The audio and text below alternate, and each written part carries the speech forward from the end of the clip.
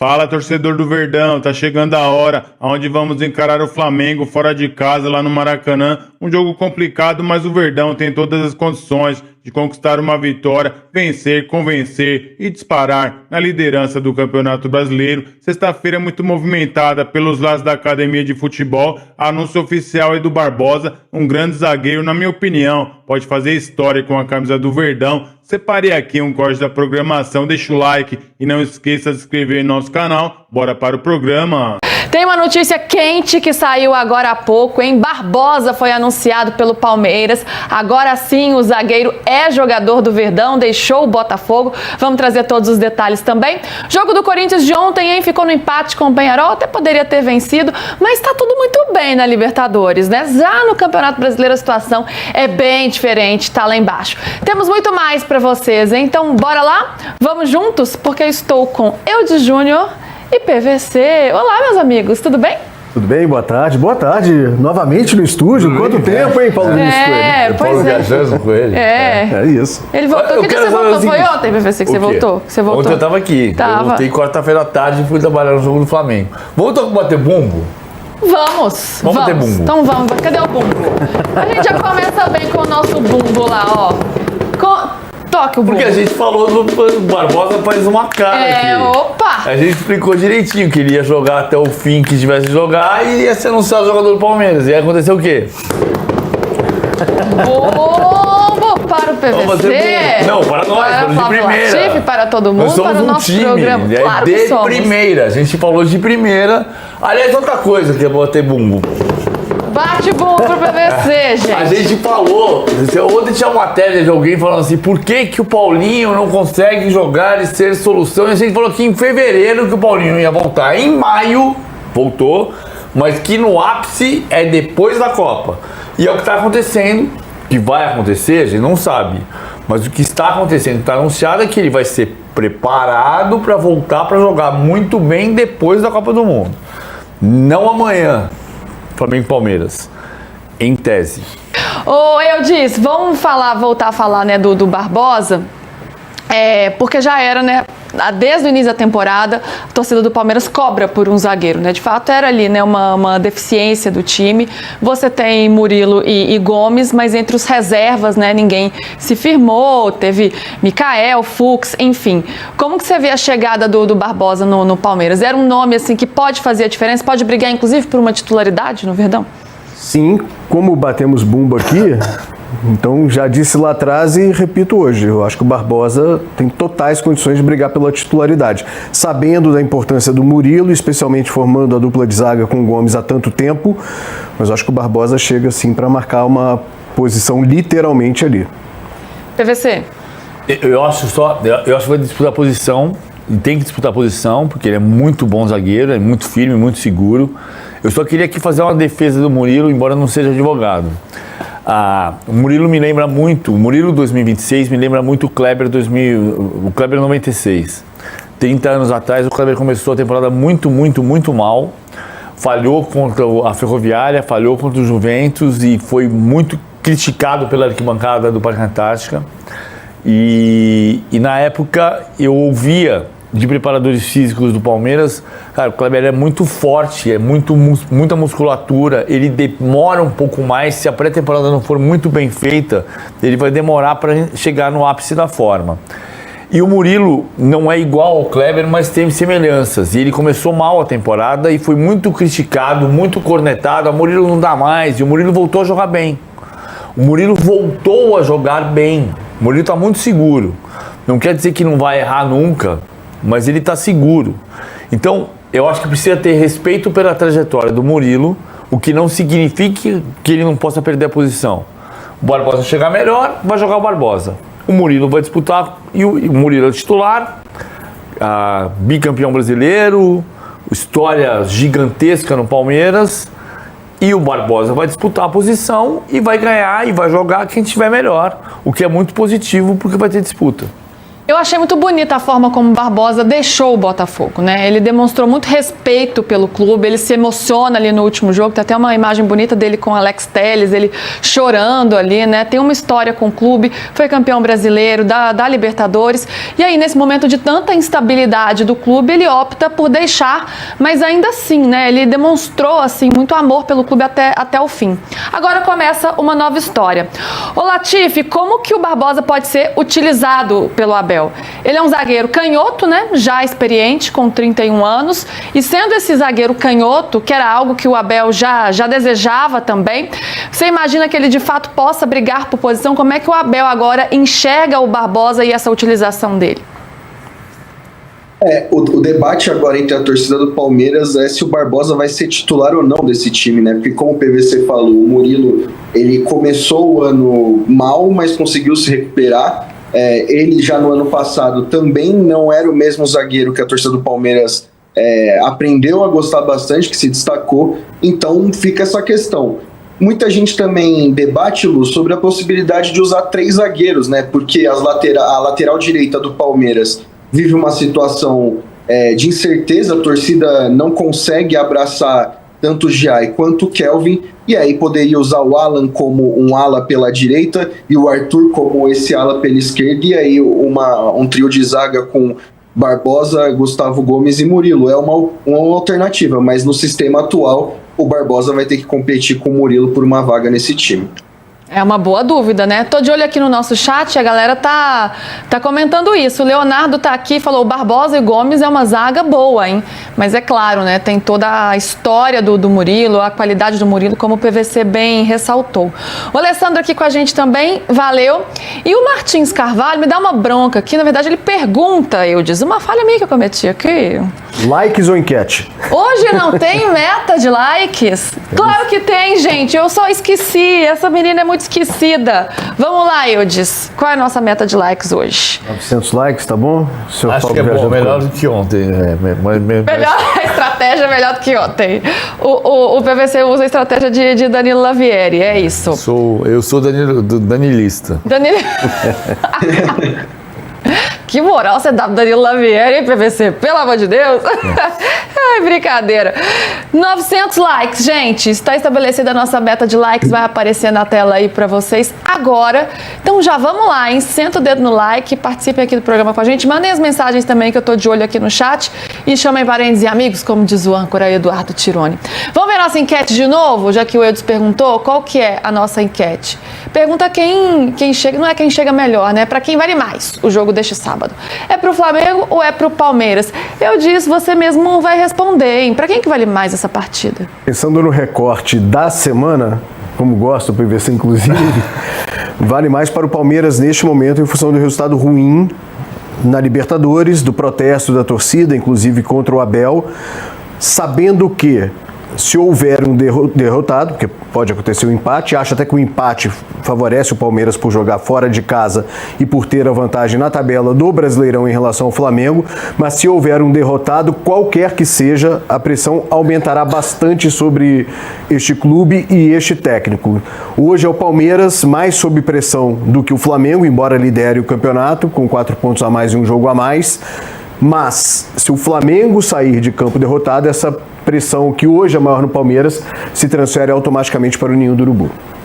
Pra quem vale mais, PVC? Eu acho que pro Palmeiras, e acho que um pouco pelo que o Eudes falou, e um pouco porque não é muito fácil de provar o que eu vou dizer, mas pro Palmeiras ganhar o campeonato não polarizar é importante. O campeonato está polarizado. Ele está polarizado, mas ele pode despolarizar se alguém disparar. O que o Palmeiras precisava ter hoje, véspera de Flamengo e Palmeiras, era ter aberto 7 pontos para poder abrir 10, para o campeonato não polarizar e você disparar, que é para não ter a sensação de que você vai olhar o tempo inteiro no retrovisor. E a chance disso acontecer ainda é ganhar o jogo no Maracanã, que o Palmeiras não ganha desde 2015. Então você precisa tentar disparar tá sempre ali 4 pontos na frente, 7 pontos na frente. Hoje os 4 pontos na frente são irreais, porque tem um jogo a mais. Então ele tem um ponto na frente. Se o Palmeiras perder o jogo, se o Flamengo ganhar o jogo amanhã, o Flamengo assume a liderança por pontos perdidos. Se o Palmeiras ganhar o jogo amanhã, ele abre 7 pontos, que vão dar a impressão de 7 pontos, que são R$4. E aí você fala, vou continuar tentando abrir. Porque vai ter que nadar, porque você olhar no retrovisor e vai falar assim, cara, estão chegando. Vai ser sempre assim. E esse jogo, né, que o Flamengo está por fazer contra o Mirassol acontece só no segundo semestre, né, só depois da Copa do Mundo. Então a parada toda para a Copa a gente vai ter esse asterisco aí na tabela e essa ansiedade para ver essa diferença. Vamos voltar à tabela ali para a gente analisar isso que o PVC trouxe, né, dessa distância. Eu entendo que vocês falam que vale mais para o Palmeiras por esse momento de instabilidade, embora seja o líder, mas quando eu olho para a tabela eu fico na dúvida, porque é isso, né, se o Palmeiras vence, olha a distância que abre, né? Abre 7 pontos. Claro, considerando esse jogo ainda não feito, mas 7 pontos é uma distância bem grande no Campeonato Brasileiro, né? A essa altura do jogo, aí na 16ª rodada. E o Flamengo, por outro lado, né? Se consegue ali, fica 1 ponto do Palmeiras, e aí se vence o jogo contra o Mirassol, que está por fazer, assume a liderança, só depende dele mesmo, né? Então, acho que vale muito para as duas equipes, para o Palmeiras para sair desse momento de instabilidade depois desse jogo contra o Cerro, mas tem também essa questão do Flamengo de não poder deixar o Palmeiras disparar. É que, curiosamente, óbvio, né? Valem os pontos. Então, quem vencer, esse jogo vale mais em termos de pontos. Mas, especificamente, num clássico, com essa pressão em que os times se alternam semana a semana, tem a semana ruim do Flamengo, como na eliminação da Copa do Brasil, e o Palmeiras passou com folga, com o adversário que era mais fácil também. Agora a semana ruim do Palmeiras, perdendo em casa na Libertadores, e o Flamengo já garantido como primeiro colocado do seu grupo. Eu acho que o peso maior, mais até do que a própria pontuação, se o Flamengo encurta a distância, se o Palmeiras abre a vantagem, em caso de um vencedor, é o peso da pressão. Acho que a pressão pesa mais sobre o derrotado do que os pontos em si para o vencedor. Perfeito, neste momento. Perfeito. No ano passado, no primeiro turno, se o Palmeiras ganhasse aquele jogo que foi 2-0 do Flamengo, que teve o pênalti perdido pelo Piquerez e o pênalti discutido sobre o Arrascaeta, se o Palmeiras ganhasse aquele jogo no Allianz Parque, no primeiro turno, abria 7 pontos. É verdade. Só que reais, eram pontos ganhos. E se ganhar, como é que fica? Se ganhar, respira. Então respira. Uma pausa. Porque assim, tem duas hipóteses. O Palmeiras pode perder 2 jogos seguidos na mesma semana, pela primeira vez no ano, ou pode ganhar do Flamengo no Maracanã depois de 11 anos. Aqui pesa para a torcida do Palmeiras também, e a própria Leila falou da preocupação dela. Tem a questão da invencibilidade, que pode ser ressaltada? Pode. Ninguém joga com regularidade, que foi o que o Abel tentou colocar naquela entrevista. De outra forma. Tudo bem, mas o Flamengo, quando joga bem, joga melhor do que o Palmeiras. Sim. Isso é visível para todo mundo. Além disso, pesa para muitos palmeirenses o fato de que neste ano, por exemplo, ao contrário de todos os anteriores, a campanha na Libertadores é decepcionante perto do que o próprio Palmeiras apresentou em anos anteriores. Mas os 2 últimos campeões da Libertadores foram segundos colocados na primeira fase. Tudo bem, mas o retrospecto pesa. A falta de títulos de expressão, já que a cobrança para o investimento do Palmeiras vai muito além do estadual, também pesa. Então, o desgaste acumulado de tantos anos do Abel tem o seu lado positivo, uma permanência tão longa assim? Tem, mas isso também gera um desgaste que é natural. Isso também tem um peso que não dá para esconder. É um casamento longo, você vai ter problemas. O Palmeiras tem 112 anos de história, 66 desses 112 anos não ganhou nada. Nesses últimos 10 anos, o Palmeiras não ganhou nenhum título em 2019 e em 2025. O que eu acho que condiz com o que aconteceu nos 112 anos de história. Eu sempre quis que meus filhos gostassem de futebol, porque o futebol ensina a ganhar e a perder. E a gente parou de entender que a gente ganha e perde. Só ganha. E a vida não é assim. Aliás, o Gustavo Gomes falou sobre isso, né? A vida não é assim. Agora, claro que ninguém ficou feliz com perder para o Cerro Porteño. Não tinha que perder para o Cerro Porteño. Ninguém está feliz com o fato de você ter o risco de não empatar o jogo contra o Júnior de Barranquilla e ser eliminado na fase de grupos, o que não acontece com o Palmeiras desde 2016. Ou ficar em segundo e já correr o risco também de enfrentar um Flamengo, por exemplo, nas oitavas. Mas também pode pegar o Coquinho. Sim. Né? Ou seja, que no ano passado o Palmeiras correu o risco de pegar o Flamengo, porque o Flamengo passou em segundo. Sim, e aí vai do sorteio, né? Quem que vai enfrentar. Agora, vencer lá não é nada fácil, hein? Porque olha o retrospecto das duas equipes no Maracanã recente. Primeiro do Flamengo com o Abel. Aí, ó, o Flamengo não perde pro Palmeiras no Maracanã tem 11 anos. Isso desde dezembro de 2015, quando o Palmeiras venceu lá por 2-1 com gols do Dudu e do Vitor Hugo. De lá pra cá, foram todos esses confrontos aí, ó, 8 confrontos em 2018, porque 16 e 17 os times não se enfrentaram lá, então de 2018 até 2025, nenhuma vitória por parte do Palmeiras. 5 vitórias do Flamengo e 3 empates. Perfeito. E o histórico do Flamengo versus Palmeiras na era do Abel Ferreira? Não é fácil pro Abel, é duro. 17 jogos, 8 vitórias do Flamengo, 6 empates e 3 vitórias do Palmeiras. Então, assim, não é nada fácil esse com técnicos muito diferentes do Flamengo, né? Porque o Flamengo tem vários técnicos nesse período. É verdade. E do lado do Palmeiras, hein, Latifi? Tem novidades, hein? Felipe Anderson, alguma novidade sobre ele? Pois é, Lu, o Palmeiras finalizou a preparação para o jogo contra o Flamengo no final da manhã de hoje e o Felipe Anderson participou integralmente das atividades do elenco palmeirense e pode reforçar o setor ofensivo do Palmeiras, e é um ponto importante porque no último jogo contra o Cerro, o Abel ele explicou que o esquema que ele colocou em campo com Emiliano Martínez, Marlon Freitas e o Andrés um pouco mais avançado e não funcionou, foi por conta da falta de peças no setor ofensivo. E agora ele vai ter à disposição o Felipe Anderson.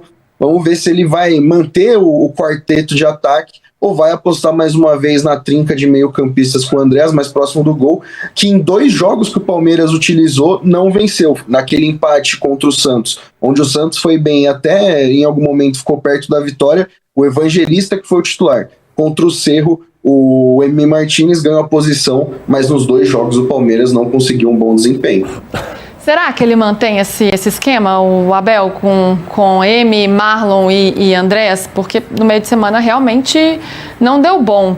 E dava a entender ali que podia ser um teste para esse jogo de amanhã também, mas não sei se ele vai voltar atrás ou vai reforçar o meio de campo. O que você acha, Eudes, que ele poderia fazer?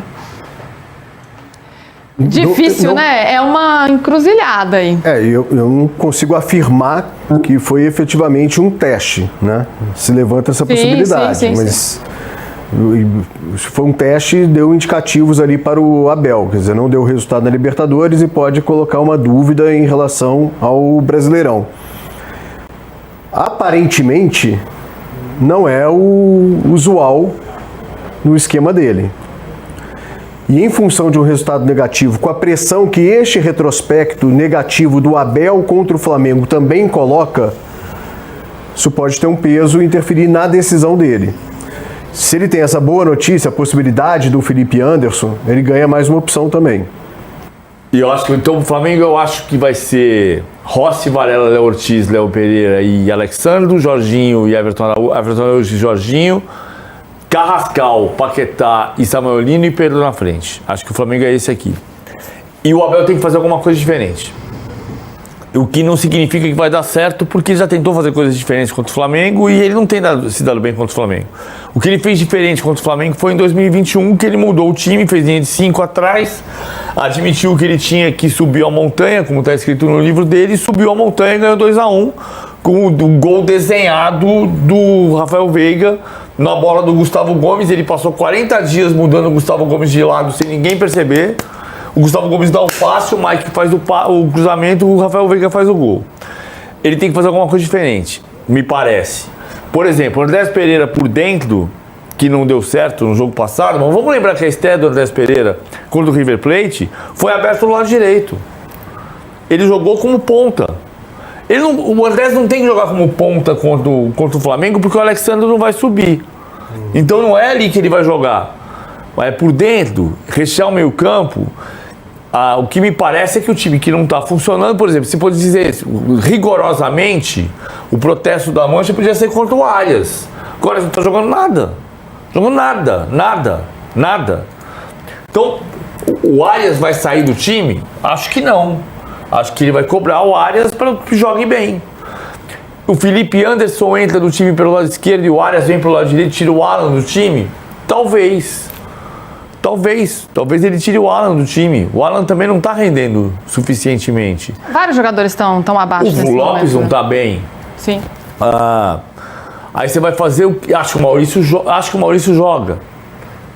Carlos Miguel, Giai, Gustavo Gomes, Murilo, Arthur, os últimos gols, o Palmeiras tomou do lado do Arthur. O Arthur é muito talentoso, mas está tomando todos os gols do lado esquerdo. Fala, torcedor do Verdão, uma grande análise aí do Palmeiras, feita pelo PVC e também pelo Flávio Latifi, dois caras ali que sabem muito de Palmeiras. Uma sexta-feira bastante agitada, movimentada pelos lados da academia de futebol, isso por conta do anúncio oficial aí do novo zagueiro do Palmeiras, o novo xerifão da nossa zaga, se trata do Barbosa. A gente já sabia que ele já estava praticamente contratado, só faltava assinar, mas nessa sexta-feira o Palmeiras fez o anúncio oficial. Então, torcedor, é oficialmente o jogador do Palmeiras. Boa sorte aí para o Barbosa. Eu tenho certeza que ele tem todas as condições, principalmente tecnicamente falando, de fazer uma grande zaga ali. Não sei se ele vai ser titular, né? Se ele for titular, formando zaga ali com Gustavo Gomes, Palmeiras com certeza vai ter uma das melhores zagas ali, dupla de zaga do Brasil. Então, torcedor, vamos aguardar, né? O Barbosa é um jogador que está totalmente adaptado ao futebol brasileiro. A gente sabe que ele é argentino, um jogador ali que passa bastante confiança. Isso é fundamental para uma defesa consistente, assim como a do Palmeiras é, pelo menos historicamente, né? Vários títulos ali. A gente ganhou com uma defesa muito sólida. Eu tenho certeza que o Barbosa vai contribuir grandemente para o Palmeiras continuar dessa forma. Agora, o Palmeiras vira a página totalmente, foca no seu próximo desafio. O Barbosa, torcedor, não vai poder jogar antes da Copa do Mundo, viu? Isso porque a janela de transferências agora do meio do ano ainda não está aberta. Então o Barbosa, como jogador do Palmeiras em campo, apenas depois da Copa do Mundo. É isso aí, torcedor. Palmeiras agora precisa da vitória, né? A gente sabe que vencendo o time carioca, o Flamengo, vamos abrir uma grande vantagem, 7 pontos. Eles têm um jogo a menos, na verdade. Se eles vencerem esse jogo a menos, o Verdão vencendo eles fora de casa, vai ficar com uma liderança, né? Uma gordurinha de 4 pontos. Mas é importante a gente jogar com bastante autoridade, não ficar acomodado lá atrás. Temos que também agredir o time carioca. E eu tenho certeza que o Verdão vai quebrar esse pequeno tabu aí, já faz um tempinho que a gente não vence o Flamengo jogando lá no Maracanã. E tabu, como o pessoal fala, e a gente sabe, né, torcedor? Foi feito para ser quebrado. Eu tenho certeza que amanhã o Palmeiras vai dar um grande passo rumo a mais um título aí de Campeonato Brasileiro. E aí, torcedor, você está confiante para essa partida, onde o Verdão vai encarar o Flamengo lá no Maracanã? Deixa nos comentários que eu quero saber. E eu vou ficando por aqui. Deixa o seu like e não esqueça de se inscrever no nosso canal. Então, até uma próxima.